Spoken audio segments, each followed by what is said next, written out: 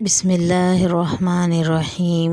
السلام علیکم، ہمارے چینل پر خوش آمدید۔ میں اپنی جلد بازی کے ہاتھوں اپنا اتنا بڑا نقصان کر بیٹھی تھی کہ اب بری طرح پچھتا رہی تھی اور ہر صورت واپسی چاہتی تھی، اور اس سلسلے میں بھی صبر و تحمل کا مظاہرہ نہ کر پا رہی تھی، جس کا نتیجہ اس قدر بھیانک بھی ہو سکتا تھا۔ اگر میں جان جاتی تو کبھی یہ سب نہ کرتی۔ ہوا کچھ یوں کہ اس رات میں خالہ کے بنا ہی پارک میں جا پہنچی اور ساری ہدایات کو بھی ملحوظ خاطر رکھا۔ دل میں خدشہ بھی تھا کہ کہیں کچھ غلط نہ ہو جائے۔ خیر، جیسے تیسے میں وہاں پہنچ گئی۔ شام کے سائے گہرے ہو رہے تھے، چرند پرند بھی اپنے گھونسلوں میں جا چھپے تھے۔ مجھ جیسے ہی کوئی عقل کے کھوٹے اس وقت گلیوں میں نکلے ہوں گے۔ میرا دل مجھے کچھ غلط ہونے کا احساس دلا رہا تھا۔ میں نے دل کی سنتے ہوئے وہاں سے نکل جانا چاہا، مگر اب بہت دیر ہو چکی تھی۔ وہ آدمی میرے سامنے موجود تھا۔ اس نے مجھے کہا تھا کہ آج وہ میرا کام کر دے گا تاکہ میں بھی اپنی خالہ کی طرح اپنی مشکلات سے چھٹکارا پا سکوں۔ شرائط یہ تھی کہ خالہ کو بنا بتائے اور نہا دھو کر ان کے بتائے ہوئے پتے پر پہنچ جاؤں۔ اسی لیے میں یہاں آئی تھی۔ یہ پارک کا ایک کونے والا چبوترا تھا جو کافی سنسان ہو رہا تھا۔ دور کہیں کا دکا لوگ تھے۔ خیر، اس آدمی نے کہا کہ بیٹھ جاؤ اور آنکھیں بند کر لو۔ میں نے وہاں سے بھاگنا چاہا تو اس نے باقاعدہ مجھے ہاتھ سے پکڑ کر روکا۔ تبھی دو اور مرد بھی وہاں آن پہنچے۔ مجھے ان کے ارادے ٹھیک نہ لگ رہے تھے اور میرے اندازے کے عین مطابق وہ تینوں مجھ پر بھوکے کتوں کی طرح جھپٹ پڑے۔ میں بن جھل کی مچھلی کی طرح تڑپ رہی تھی۔ میرا نام مدیحہ ہے۔ میں کافی خوبصورت لڑکی تھی، اسی لیے کم عمری سے ہی میرے اچھے رشتے آنے لگے۔ سو امی نے چھان بین کر کے موزوں رشتہ منتخب کر لیا اور میری شادی کر دی۔ میری امی بیوہ تھیں اور سسرال والوں نے انہیں رکھنے سے انکار کر دیا، تو چند ماہ کی بیٹی یعنی میرے ساتھ میں کے آن بسی، جہاں سوتیلی ماں کا راج تھا مگر وہ ظالم عورت نہ تھی۔ سو امی کو رکھ لیا، مگر ہر ضرورت کے لیے ان کے سامنے ہاتھ پھیلانا مناسب نہ لگتا تھا۔ وہ بھی اس صورت میں جب سگے بھائی بھی تھے مگر معاشی مدد کرنے سے پہلو بچا گئے۔ امی چھوٹی نانی کے گھر کے کام کاج کرتی اور ساتھ کمائی کی خاطر دوسرے لوگوں کے گھروں میں جب زیادہ کام ہو تو وہاں بھی جاتی، اور ہر بار چند سو مل ہی جاتا جسے وہ اپنا اور میرا ساتھی خرچ اٹھاتی تھی۔ نانی کے ہاں بھی کافی لوگ آتے جاتے رہتے کیونکہ وہ ہر کسی سے بنا کر رکھنے والی عورت تھی۔ سو انہیں جاننے والیوں میں سے کسی نے میرے لیے چند رشتے بتائے تھے۔ سو امی کو گھر پر ہی بآسانی میرے لیے ایک رشتہ پسند آ گیا اور پھر امی نے سادگی سے مجھے رخصت کر دیا۔ میرا شوہر کافی تیز مزاج کا تھا لیکن اچھا بھی تھا۔ اگر کبھی مجھے میری غلطی پر جھاڑ بھی دیتا تو مجھے زیادہ برا نہ لگتا تھا، کیونکہ وہ میری ہر ضرورت کا بنا کہے خیال رکھتا تھا، اور میرے میکے میں بھی بے بس اور لاچار بیوہ ماں تھی تو میں ان پر بھی بوجھ بننا نہیں چاہتی تھی۔ یہی وجہ تھی کہ سسرال میں شوہر کے تلخ الفاظ یا کبھی کبھار 2-4 تھپڑ بھی برداشت کر لیتی تھی۔ مجھے اللہ نے 3 سال بعد ایک بیٹی سے نوازا اور اس کے چند سال بعد 2 جڑواں بیٹوں سے، مگر ان کی پیدائش کے بعد میرا جسم کافی بے ڈھنگا ہونے لگا۔ میری زندگی میں سب کچھ ٹھیک تھا۔ میری ساس اکثر مجھ سے کہتی کہ تمہارا شوہر تم سے بدزن ہو جائے گا، خود کو سنبھالو، اتنا بے ڈھنگا جسم تمہارے لیے ٹھیک نہیں ہے۔ میرا بیٹا اس معاملے میں بہت حساس ہے، کہیں ایسا نہ ہو وہ دوسری شادی کی چاہ کرنے لگے۔ مگر میں بھی کیا کر سکتی تھی؟ سو دل میں سوچتی تھی کہ اب کہاں جانا ہے۔ میرے شوہر نے اب تو 3 بچوں کا باپ ہے۔ میری ساس بس مجھے ڈراتی رہتی تھی، بس میرے پیچھے بھی کوئی نہیں تھا، کیونکہ اماں کو فوت ہوئے 2 سال ہونے کو تھے۔ جس عورت کا میکا نہیں ہوتا وہ ویسے ہی مجبور ہوتی ہے۔ میں اس کی شکایت بھی کسی سے لگا نہیں سکتی تھی۔ دن اسی طرح گزر رہے تھے، میرے بچے بھی بڑے ہو رہے تھے، سب کچھ ٹھیک تھا۔ آہستہ آہستہ میرا وزن تھوڑا اور بڑھنے لگا۔ ابھی بھی میں قابل برداشت تھی لیکن اب پہلے جیسی نہیں رہی تھی۔ اب تو میرے شوہر نے بھی کہنا شروع کر دیا کہ اپنا خیال رکھا کرو، گھر میں سب کچھ وافر مل رہا ہے تو تم نے وزن بڑھانا شروع کر دیا۔ مجھے بے ڈھنگی اور سرجھاڑ قسم کی عورت بالکل بھی پسند نہیں ہے۔ میں نے کہا کہ 3 بچے پیدا کیے ہیں، میں پہلے جیسی تو نہیں رہ سکتی ہوں۔ پھر میرے شوہر نے کہا کہ گھر کے سارے کام خود کیا کرو تاکہ تمہارا وزن تھوڑا کم ہو جائے گا، لیکن کچھ افاقہ نہ ہوا۔ حالانکہ میرا کھانا پینا بھی ویسا ہی تھا جیسے اول روز سے کھاتی تھی۔ پھر ایک دن مجھے بازار میں شوہر کے ایک دوست کی بیوی ملی اور اس نے کہا کہ میری آپ سے ملاقات بھی نہیں ہوئی، اور میں خاموش بھی اسی لیے رہی کہ آپ کے گھر نہیں فساد نہیں ڈالنا چاہتی تھی۔ لیکن آپ کو ایک بات بتانا چاہتی ہوں جس کو سن کر آپ کو یقین نہیں ہوگا، لیکن میں آپ سے جھوٹ کیوں بولوں گی؟ آپ بہت معصوم ہیں، آپ نے توجہ ہی نہیں دی ہوگی۔ میں نے کہا کہ ایسی کون سی بات ہے؟ اس نے کہا کہ آپ کے شوہر کے بارے میں ایک خبر ہے میرے پاس۔ میں نے کہا کہ بتائیں، تو اس نے کہا کہ آپ کے شوہر نے دوسری شادی کر رکھی ہے اور اس بات کو چند ماہ ہو گئے ہیں۔ یہ سن کر میرے قدموں تلے سے زمین نکل گئی۔ میں حیران رہ گئی۔ پھر میں نے کہا کہ ایسا نہیں ہو سکتا، آپ غلط بات کر رہی ہیں۔ اس نے کہا کہ سلطان بھائی کی متعلقہ بہن ہی آپ کے شوہر کی دوسری بیوی ہے۔ وہ عورت میرے شوہر کے ایک اور دوست کی بہن تھی۔ وہ عورت میں نے دیکھی ہوئی تھی۔ وہ تو شکل اور جسم سے ایک ایسی حسین تھی کہ کسی بھی مرد کا ایمان خراب کر سکتی تھی۔ وہ طلاق یافتہ ہو کر اپنے بھائی کے گھر میں رہتی تھی۔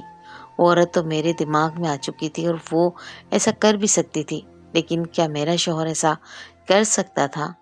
وہ تو ہمیشہ میرا خیال رکھتا تھا، کبھی اس کے رویے میں بدلاؤ نہیں آیا۔ ایسا کیسے ہو سکتا ہے؟ اس کے بعد مجھے ثبوت بھی مل گیا کہ میرا شوہر وہاں جاتا تھا اور اس عورت سے فی الحال اس کا کوئی بچہ نہیں تھا۔ میں نے یہ بات گھر آ کر اپنے شوہر سے کہہ دی تو اس نے انکار نہیں کیا۔ اس نے کہا کہ ہاں، میں نے شادی کر لی ہے۔ اس کا کہنا تھا کہ میں مرد ہوں اور میرے پاس پیسہ بھی ہے، دو گھروں میں انصاف بھی کر سکتا ہوں۔ اب تک تمہیں بھی تو کچھ پتہ نہیں چل سکا کہ میں نے شادی کر رکھی ہے، کیونکہ میں تمہارا بھی ہمیشہ کی طرح ہی خیال رکھتا ہوں۔ تو پھر تمہیں اس سے کوئی مسئلہ نہیں ہونا چاہیے کہ میں ایک شادی کروں یا پھر دو شادیاں کروں۔ مجھے بہت افسوس ہوا۔ شوہر کے اس جواب سے میں نے ساس سسر کو خاموش دیکھا تو مجھے اندازہ ہوا کہ یہ لوگ بھی جانتے ہیں۔ ایک میں ہی لائم تھی اس شادی سے۔ میں نے رو رو کر خود کو ہلکان کر دیا، خود کو کمرے تک محدود کر لیا۔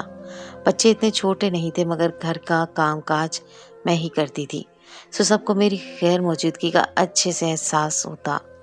2 دن تک گھر پر مکمل خاموشی چھائی رہی۔ پھر ساس نے شوہر کو بھیجا کہ جا کر بیوی کو مناؤ۔ میرے شوہر کمرے میں آئے اور مجھ سے معافی مانگنے لگے کہ انہوں نے مجھ سے ذکر تک نہ کیا شادی کرنے سے پہلے، اور یہ غلط تھا۔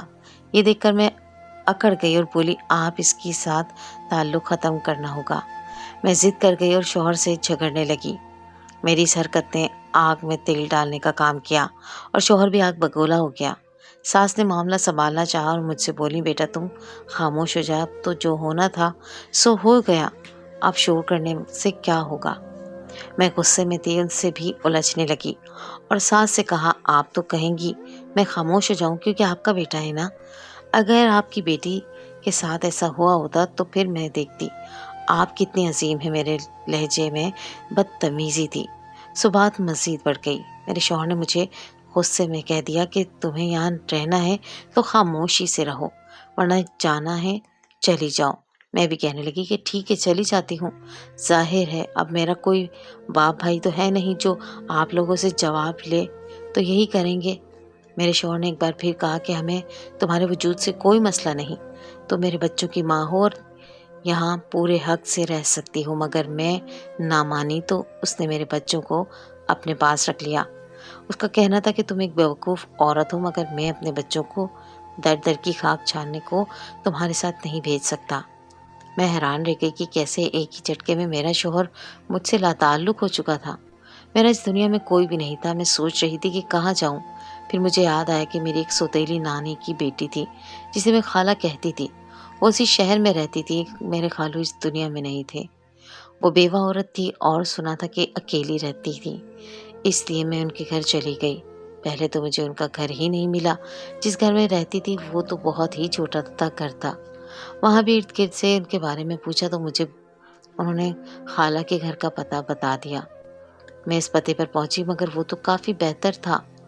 میں نے دستک دی تو تھوڑی دیر میں خالہ نے دروازہ کھولا۔ میں تو اس کو دیکھ کر حیران ہو گئی، لیکن خالہ نے مجھے فوراً پہچان لیا اور کہا کہ بیٹا تم یہاں پر اس ٹائم کیا ہوا؟ سب خیریت ہے؟ میں نے رونا شروع کر دیا۔ اس مشکل وقت کوئی تو اپنا تھا۔ خالہ نے فوراً مجھے گلے سے لگایا اور اندر بلا لیا، مجھے پانی پلایا، مجھ سے سب کچھ پوچھا، میں نے بھی سب کچھ کہہ سنایا۔ خالہ نے کہا کہ تم فکر نہیں کرو، میں ہوں نا۔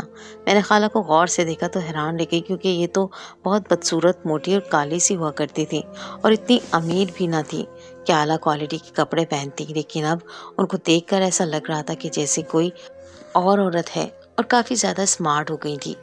اپنی عمر سے کم لگ رہی تھی، رنگ بھی نکھر گیا تھا اور اتنا خوبصورت لباس پہنے ہوئے تھی۔ انہوں نے مجھے ایک کمرہ دکھا دیا اور کہا کہ تم آرام کرو، باقی باتیں صبح کریں گے۔ میں اس بات میں سر ہلا کر کمرے میں چلی آئی۔ یہ بات ہمیں پتہ تھی کہ یہ اس خاندان کی ایسی عورت تھی جن کو سارا خاندان ہی برا سمجھتا تھا، لیکن میں ان کو تھوڑا بہت اس لیے جانتی تھی کیونکہ میں نے ان سے میک اپ کرواتے کرواتے خود بھی میک اپ کرنا سیکھ لیا۔ میری ماں اور نانی نے بھی مجھ پر غصہ کیا تھا کہ تم اس عورت کے پاس نہ جایا کرو، لیکن میرے لیے تو یہ استاد کا درجہ رکھتی تھی۔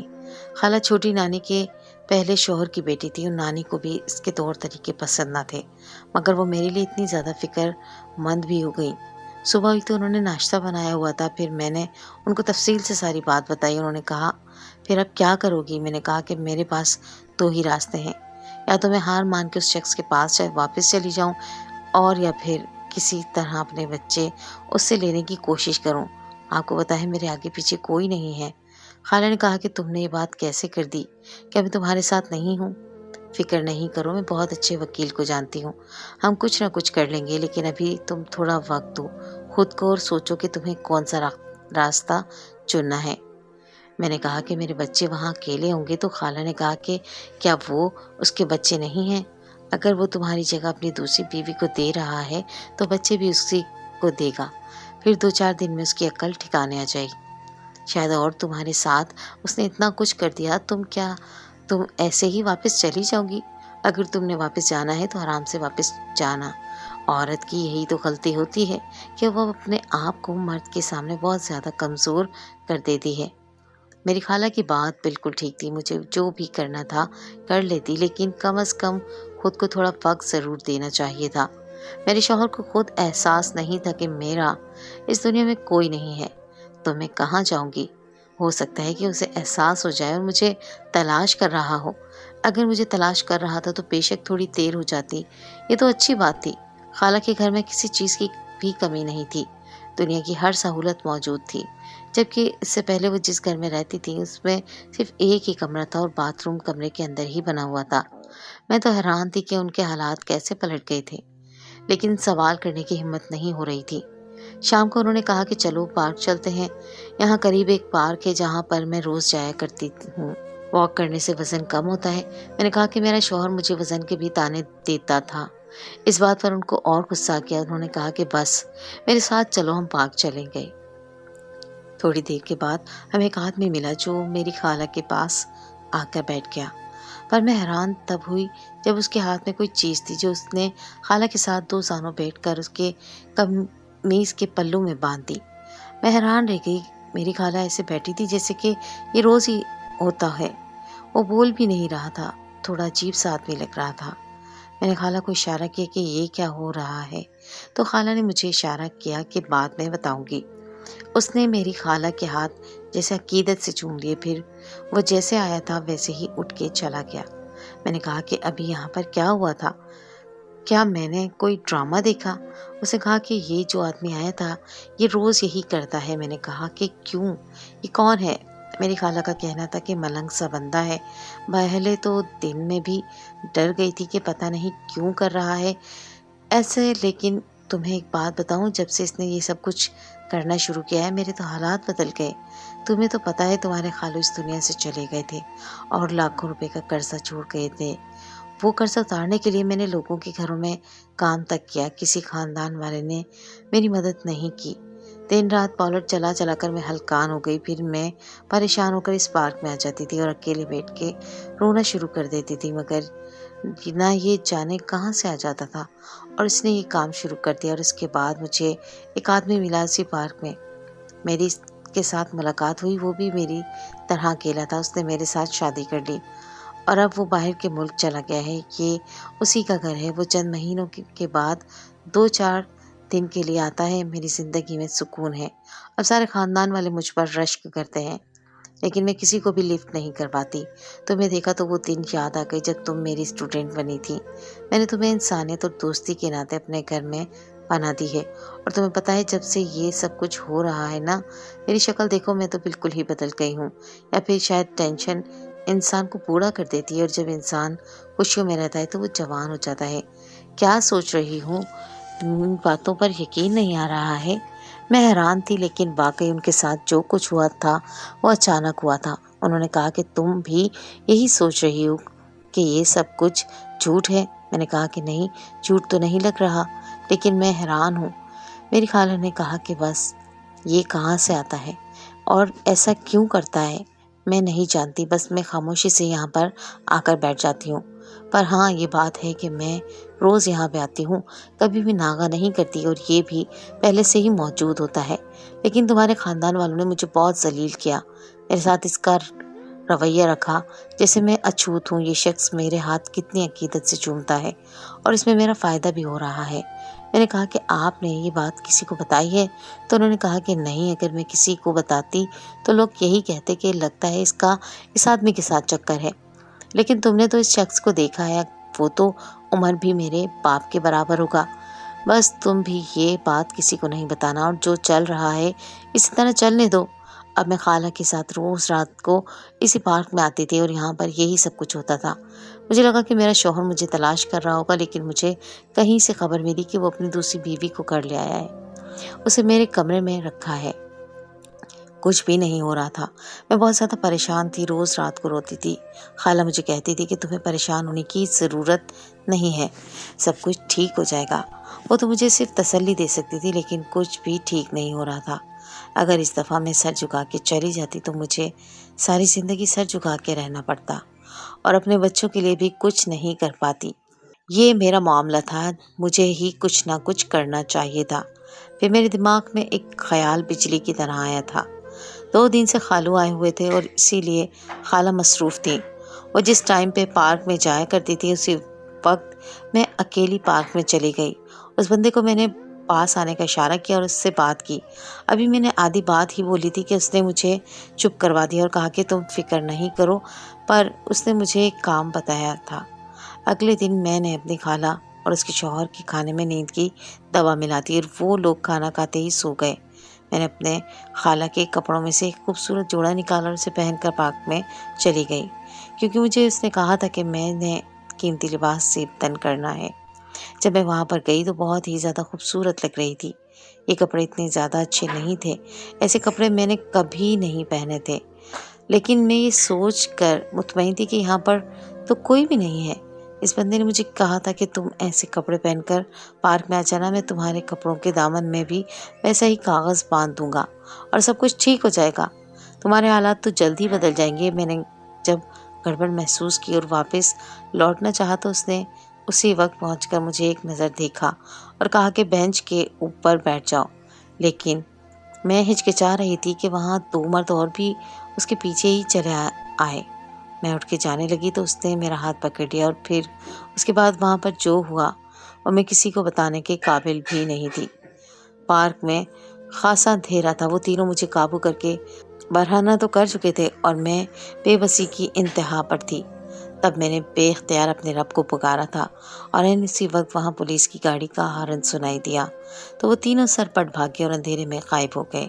میں نے یہ موقع غنیمت جانا اور جلدی سے الٹے سیدھے کپڑے پہن کر لوگوں کے درمیان جا پہنچی، اور پھر وہیں سے گزرتے لوگوں کے بیچ چلتی گھر تک پہنچی اور کمرے میں جا کر سجدے میں گر گئی اور زاروں قطار رو دی۔